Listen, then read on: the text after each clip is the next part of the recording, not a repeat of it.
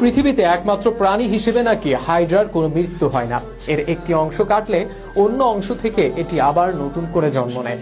Football মাঠে যেন Neymar junior হাইড্রার মতো, যিনি কখনো হারান না, ফুরান না, তার বারবার পুনর্জাগরণ হয়। কোনো ফুটবলার ইনজুরিতে পড়লে ভক্ত, সমর্থক ও অনুসারীরা শুভেচ্ছা জানাতে বলেন। ইনজুরি থেকে আরো শক্তিশালীভাবে ফিরে আসুন তিনি। তবে অধিকাংশ ক্ষেত্রে এই কথা বাস্তবে রূপ নেয় না, কেননা ইনজুরি একটা খেলোয়াড়ের শুধু সময় কেড়ে নেয় না, কেড়ে নেয় তার ছন্দ ও দক্ষতা। নির্দিষ্ট কোনো জায়গায় ইনজুরির কারণে ওই জায়গা অনেক খেলোয়াড়ই পুরোপুরিভাবে সেরে ওঠেন না, ফলে ব্যক্তিগত স্ট্রেংথের জায়গা হারিয়ে ফেলেন অনেক খেলোয়াড়।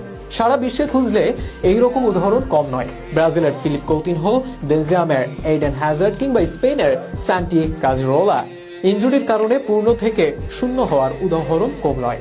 ব্যতিক্রম শুধু একজন, তিনি নেইমার জুনিয়র। ক্যারিয়ারে তার থেকে বেশি ইনজুরি বোধহয় কম ফুটবল খেলোয়াড়েরই এসেছে।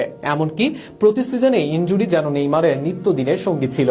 সেই ইনজুরিতে নেইমার ক্যারিয়ারের অনেক ম্যাচ খেলতে পারেননি বটে, তবে ফর্মে কোনোদিন ব্যাঘাত ঘটেনি।